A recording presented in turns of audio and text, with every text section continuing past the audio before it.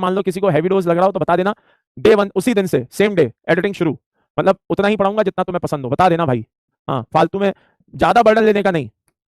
चलो बहुत बढ़िया। क्योंकि क्योंकि सीधी सी बात है, देखो एक बात बताएं, कॉम्पिटेटिव एग्जाम की जो प्रिपरेशन होती है ना, वो एक मैराथन दौड़ की तरह होती है। 14 लाख बच्चे हर साल दौड़ लगाते हैं 14 लाख के करीब। ठीक है, जैसे पिछले साल भी 14 लाख बच्चों ने दौड़ लगाई थी। आईटी के लिए कितने होते हैं फर्स्ट राउंड में, कितने क्लियर कर पाते हैं? 1,50,000 के करीब। यानी कि बाकी बचे हुए बच्चे दौड़ से बाहर हो जाते हैं। ठीक है, वो दौड़े थे, सपना लेकर के दौड़े थे, लेकिन उन्होंने वो काम नहीं किए। सपने तो बड़े बड़े देख लिए, लेकिन वो काम नहीं किए। सपने क्या देखे? आईटी में मैं कोचिंग में जाऊंगा, एडमिशन लिए लेता हूं, फिर मैं आईटीएन बन जाऊंगा, फिर मेरे पास करोड़ों का पैकेज होगा, मैं फॉरेन चला जाऊंगा, फिर वहां पे बढ़िया से मैं अपनी लाइफ सेटल कर लूंगा। ठीक है ना? तो ड्रीम जो होते हैं वो बहुत बड़े बड़े होते हैं, लेकिन ड्रीम को जितने बड़े होते हैं उनको पूरा करने के लिए मेहनत भी उतनी जरूरी होती है।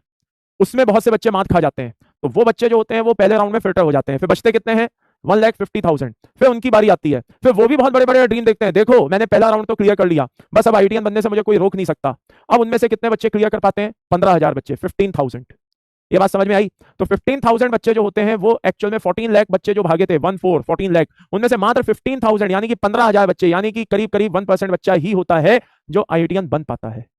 अब तुम देख लो कि आईटीएन बनने के लिए तुम्हें मेहनत तो करनी पड़ेगी। अगर तुम उसमें बनना चाहते हो, अपने ड्रीम्स को पूरा करना चाहते हो, तो तुम्हें मेहनत करनी पड़ेगी। अब इस मेहनत में और इस सक्सेस के बीच में कौन कौन है? सबसे बड़ी दुविधा है बेटा, सबसे बड़ी दुविधा बता रहा हूं, तुम्हारा डिसिप्लिन।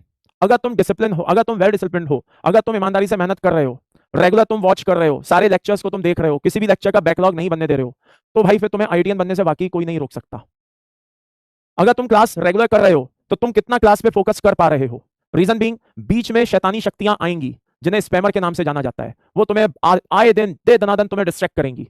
यूं मान करके चलो, बहुत ही कड़वा सच है जिसका एहसास इन लोगों को खुद भी नहीं होगा।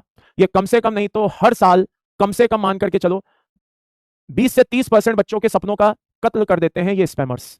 रीजन, ये उनको तरह तरह से मैनिपुलेट करते रहते हैं। क्लास में इनको कुछ ना कुछ अनसन इनको डिस्ट्रैक्ट करते रहेंगे, कमेंट बॉक्स में जाकर के इनको डिस्ट्रैक्ट करते रहेंगे, यूट्यूब पे जा जाकर के इनको डिस्ट्रैक्ट करते रहेंगे। ये जानते नहीं है, ये हर साल कम से कम 20 से 30% बच्चों के सपनों का, ड्रीम का खून कर देते हैं, उनको खत्म कर देते हैं, उनको मेंटली इतना परेशान कर देते हैं, इतना कंफ्यूज कर देते हैं कि उनको कुछ समझ नहीं आता कि यहां पढ़े कि वहां पढ़े, कि ये पढ़े कि वो पढ़े, कि क्या पढ़े और कहां से पढ़े। और ये हर साल ये पाप करते हैं, लेकिन इस पाप का इनको कोई एहसास नहीं है। क्यों? क्योंकि ये they are just like a zombies. Zombie को क्या होता है? कुछ नहीं पता होता। मूवीज में दिखाते हैं ना, बस पागलों की तरह दौड़ते रहते हैं, वही वाली स्थिति इनकी होती है। ये spammers just like a zombies, just like अ दीमक, ये तुम्हें अंदर से खोखला कर देते हैं। और ये हर साल 20 से 25%, बल्कि ज्यादा ही कह रहा हूं, ये तो मैं बहुत बच के कह रहा हूं, शायद इससे ज्यादा बच्चों का कत्ल ये कर देते हैं, उनके ड्रीम्स को खत्म कर देते हैं। कैसे? हर बच्चा इसलिए, ऐसा नहीं है कि हर बच्चा सिर्फ इसलिए सक्सेसफुल नहीं हुआ कि उसने मेहनत नहीं की। बहुत हद तक इसमें रोल होता है बेटा इन्हीं का, इन्हीं स्पैमर नामक ज़ॉम्बीज का। ये उसको इतनी तरह से मैनिपुलेट करते हैं, इतनी तरह से डिस्ट्रैक्ट करते हैं, इनको खुद एहसास नहीं होता है कि अनजाने में कितना बड़ा पाप कर रहे होते हैं। क्या कीमत तो खैर सबको चुकानी पड़ती है, बस वो है किसी को जल्दी पता चल जाता है कीमत चुकाते हुए, किसी को धीरे धीरे पता चलता है, लेकिन चुकानी सबको पड़ती है कीमत, ये तो फैक्ट है। अब रही बात तुम्हारी, तो ये बहुत ही क्रूशियल फेज है। तुम अपनी मोनोटोनस लाइफ को जी रहे हो, सुबह उठते हो, तैयार होते हो, क्लास करना शुरू कर देते हो, शाम को थोड़ी देर खाना खा के आराम करते हो, फिर शाम से वापस पढ़ना शुरू कर देते हो। तो ये साइकिल तुम रेगुलर वे में चलाए जा रहे हो, और इस साइकिल ने हो सकता है कि तुम्हारी जिंदगी को काफी उबाऊ बना दिया हो। लेकिन एक बात ध्यान रखना, जिस दिन तुम इन सब चीजों से क्या कहते हैं ऊबना शुरू हो जाओगे, परेशान होना शुरू हो जाओगे, बात समझ में आ रही है? ध्यान रखना, अपने सिलेक्शन से दूर हो जाओगे। तो एक बात ध्यान से सुन लो, तुम्हें ऊबना नहीं है, तुम्हें परेशान नहीं होना है, तुम्हें अपने इस मोनोटोनस रूटीन को अपनी लाइफ का एक प्रॉपर हिस्सा बना के रखना है, पूरी जिंदा दिली के साथ, पूरे जुनून के साथ, पूरे पैशन के साथ, ये सोचते हुए कि इसी से मेरा करियर बनेगा। तो अगर अपना करियर बनाना चाहते हो, कभी भी तुम्हें ये मोनोटोनस रूटीन कभी भी तुम्हें परेशान करे, तो अपने आप से सिर्फ एक क्वेश्चन पूछना, क्या तुम्हें आईटीएन बनना है या नहीं बनना है? क्या तुम्हें अपने फादर मदर की जिंदगी को और ऊपर लाना है या नहीं लाना है? क्या उनको वही लाइफ देनी है जिस लाइफ में वो चल रहे हैं, या फिर उनको उनके हिसाब से छोड़ देना है कि भाई तुम जितना कर सकते हो अपनी लाइफ को सुधार लो, तुम्हारी लाइफ के इंप्रूवमेंट में हमारा कोई हिस्सा नहीं होगा? या तो अगर ये सोच के निकले हो तो अलग बात है, लेकिन अगर तुम चाहते हो नहीं कि हम अपने पेरेंट्स की लाइफ अगर आज अच्छी है तो उसे और अच्छा करना चाहते हैं, अगर आज उतनी अच्छी नहीं है तो उसको बेटर बनाना चाहते हैं, तो तुम्हें जब भी अपने अंदर से ये एक आवाज आए, या मैं थक गया हूं, मैं पढ़ते पढ़ते थक गया हूं, मन नहीं लग रहा, पढ़ाई नहीं हो रही, तो बस कुछ ऐसे क्वेश्चन अपने आप से पूछना।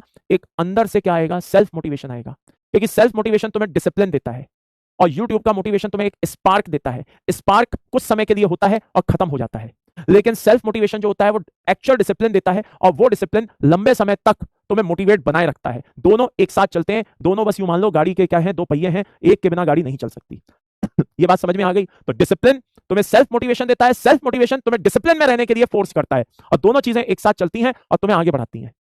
जबकि YouTube का मोटिवेशन सिर्फ तुम्हें एक स्पार्क देता है, कुछ समय के लिए तुम भागना शुरू कर देते हो, फिर तुम स्लो हो जाते हो, फिर मोटिवेशन लेते हो, फिर भागना शुरू करते हो, फिर स्लो हो जाते हो। तो ये काम मत करना।